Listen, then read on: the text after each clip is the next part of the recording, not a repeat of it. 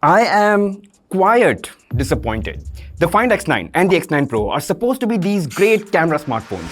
Why aren't reviews showing enough samples? How much better is this from the Find X8 Pro? What about compared to the iPhone 17 Pro? You know what? I will.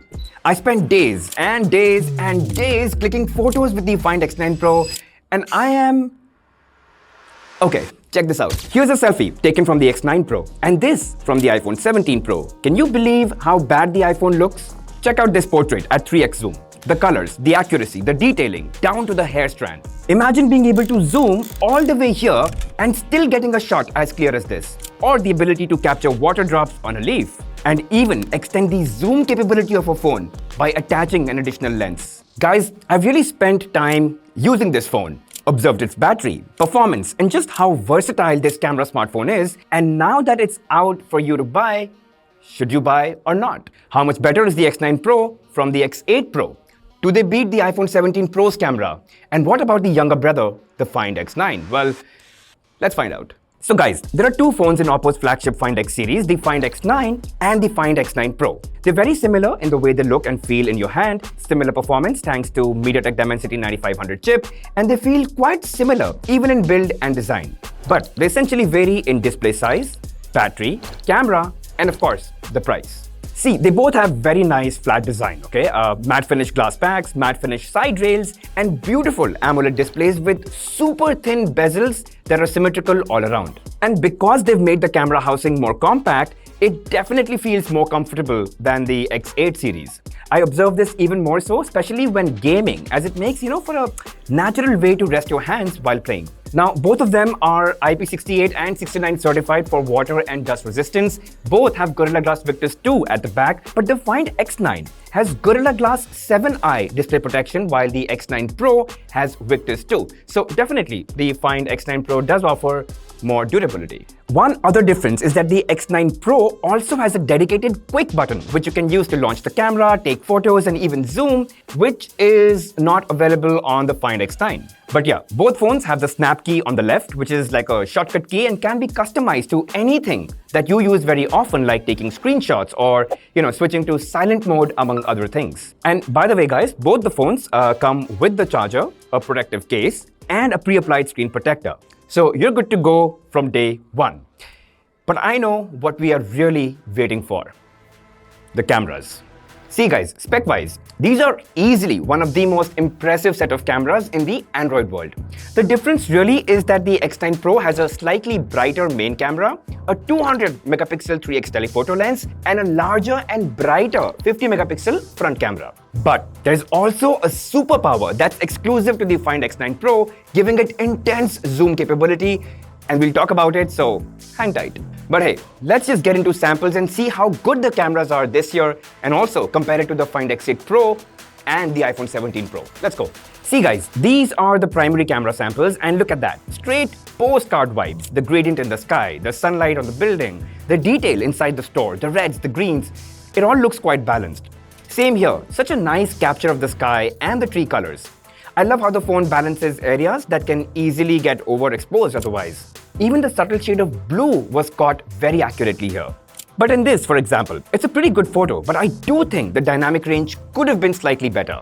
Even here, it's a tricky scene, but the shops and the road could have been exposed better. So when it comes to dynamic range, mostly it gets it right, but sometimes it does get tricky. Now let's compare it to the Find X8 Pro and the iPhone 17 Pro. And you'll consistently see that the X9 Pro captures more natural colors and even the greens than the Find X8 Pro, and in general shows better dynamic range than the iPhone 17 Pro. I mean, check this one out. The iPhone 17 Pro feels quite significantly dull, in my opinion. And all of this, guys, is because OPPO has implemented its own Lumo image engine, which kind of works in the background to enhance clarity, improve dynamic range, and reduce noise, and it gives you the photos or the pictures that you see. But indoors, like in this case, I think the X9 Pro does tend to saturate the picture a bit more than the rest. I think the iPhone 17 Pro did it right, and rightly so even in this case. It's more subtle and natural for sure. Now, as the lights go down, that's when the main camera starts to show its low light capability. So during the blue hour, you can see that the colors are captured quite well, given the light is behind the camera, so things are still kinda lit. But against the light, I think it still did a decent job, though we could do with a bit more dynamic range here. Now, in absolute night, most shots came out absolutely amazing. Great clarity, almost no noise, and everything well balanced. Though I do admit that there were still a few times when I'd see a bit of halation around stronger light sources, so I did feel the need to pull down the exposure a bit and then take the shot. Now, when compared to the rest, like here, I think they're all quite nice. The iPhone maintains a more natural white balance, while the X9 Pro does show some shift in white balance. In this one, I think it's really hard to say if there's any difference. They all look equally good. And here, while the X9 Pro is better than X8 Pro, I still think the iPhone 17 Pro balances better. But you know, portraits is where I really find the Find X9 Pro. So this is a shot with the sun hitting me on the left side, and notice how nicely it evens out my skin. The background blur feels very pleasing, and it just separates me so accurately from the background.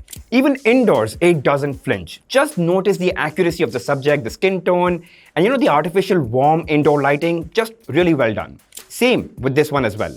Even capturing multiple people while they're in motion, again, very accurate. And this is easily my favorite. I mean, everything about this picture, that red color, the skin tones, and just the whole scene, it looks so lively. I was like, what?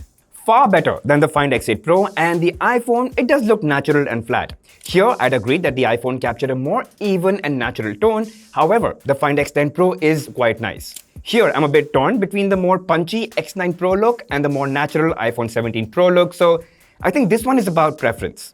In this one, clearly the X9 Pro is better than the X8 Pro, but when compared to the iPhone 17 Pro, I'm not sure. I don't like the yellow look on my face, but I do think the 17 Pro exposed more accurately.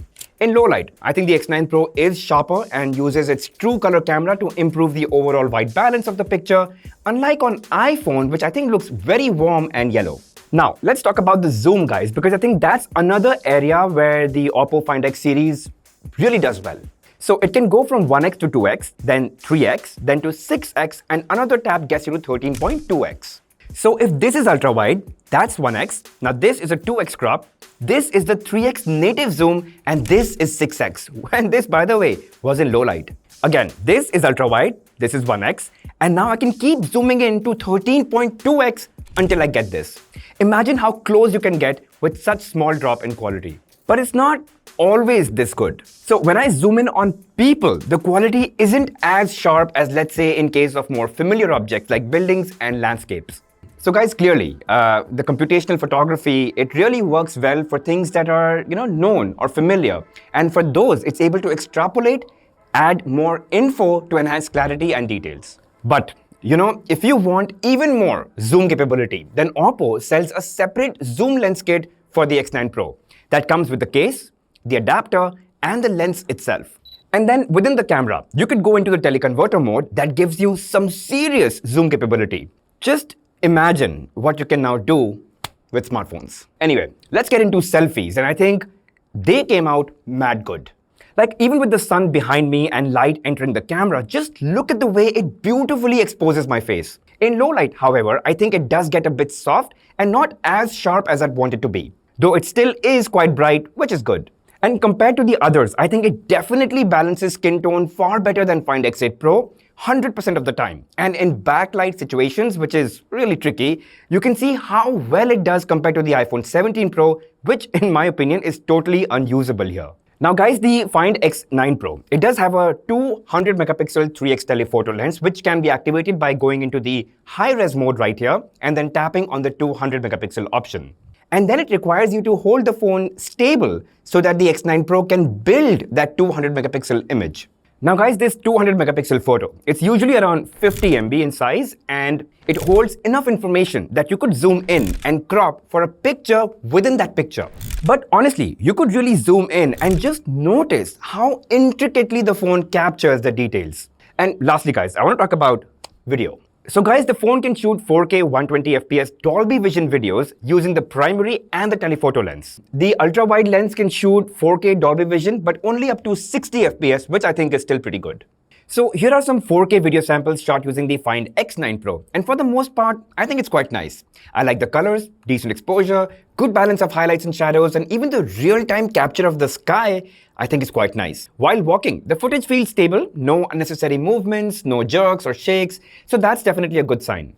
Now in low light, this footage looks absolutely amazing for the low light scene that it is, No shake, no focus breathing, but then in this one, it does suffer from a bit of noise and the footage isn't as sharp either, so it's kind of a mixed bag. Now, when compared to others, you'd see that even in evening light, the X9 Pro is quite a bit brighter than the X8 Pro and very close to the iPhone 17 Pro in terms of video quality. All in all, in daytime, I think the X9 Pro can take pretty good videos, but when it comes to low light, videos could be a hit or miss at times. Overall, guys, I think it's a very easy camera smartphone to recommend, especially for photos. I think it's a very versatile, very flexible camera system, and given the capabilities and the fact they've been able to keep the camera housing so compact, I think it's very commendable. Now guys, both these phones are flagship devices. They've got the latest new flagship Dimensity 9500. So as you'd expect, absolutely banger performance. Very smooth, very fluid, and things just flow. So no matter how full the gallery is, photos, videos, they load up instantly. App launches are absolutely quick. Switching between apps is also super swift. It's an absolutely smooth experience. And seriously guys, the batteries on these phones are absolute beasts. So as I said earlier, the Find X9 Pro is the only Android flagship phone that's got 7,500 mAh battery capacity. And it's been lasting me 2 days without any issues. Now the Find X9, it has a slightly lower battery capacity, but it's still above 7,000 mAh, and that still means an easy day and a half. And guys, ColorOS 16 has been really good on these. In fact, ColorOS 16 has recently launched, and of course, the Find X9 series is the first to come out with it. And I've actually covered all the major features and new highlights in my previous X9 Pro video. I'll leave a link here, so catch that if you're interested. And guys, seriously, I've been really enjoying the fluid animations across the UI, the new flux themes and lock screen effects. I think it just makes using the phone a lot more fun and of course, very lively. And you know, I just want to take a moment and talk about the fingerprint unlock. It is fast. So this time it's the ultrasonic fingerprint, which is definitely more secure, but oh man, it's crazy fast. Plus that animation looks damn nice. And this ultrasonic fingerprint is actually on both the X9 Pro and the X9. One more thing that I think OPPO has done really well is that it's really made it very easy for you to share files from OPPO to iPhones. All the iPhone needs is the OPPO Connect app, and then you can just share files with iPhones, you know, the way you typically airdrop by selecting the iPhone and the transfer happens. Of course, transferring between two OPPO phones is incredibly sexy and super quick, plus the animation is super slick. And any other Android phone, then of course there's Quick Share, which by the way works faster than AirDrop. Now, let's talk about pricing and any offers that there might be. First of all, the Find X9 is available in 2 capacities and the X9 Pro only in 512 gigs. The Find X9 starts at 74,999 and the X9 Pro at 1,09,999. But with 10% cashback, effective prices are actually lower. And if you want to go like super pro, then the teleconverter kit comes for 29,999. Also, OPPO launched the Onco Buds 3 Pro Plus for 2,099. The Onco series by OPPO has always been one of the best in its segment in terms of audio. And if you're looking for a casual pair of wireless earphones for around 2,000, these are a no-brainer. You know, overall, the question is, should you spend almost about $1 lakh to get the Find X9 Pro or even about 70,000 rupees to get the Find X9? And let me tell you, if cameras are super important to you, with uncompromised performance, then you really can't go wrong with the Find X series. And I don't think, as of now, there's anything else in the Android world that can compete with it. Now, surely the Vivo X300 series is around the corner and would be the only other camera-centric smartphone around this price segment. But you know, design and software is also going to play a key role in determining which one to go for. And I think OPPO has a bit of an edge there, considering it's already out there and we know what the design and build is like. But anyway guys, that's it about the Find X9, the X9 Pro, and I hope it helps you create an understanding of how good the cameras really are on this phone, how much better is it from Find X8 Pro, how it compares to the iPhone 17 Pro, and if you guys still have any questions, please leave them in the comment section. I'll definitely try to address any query that you might have. And if you guys did enjoy watching the video, make sure you hit that like button, subscribe to the channel guys, hit that bell notification icon and mark all, really helps the channel grow. I'll see you guys in the next one.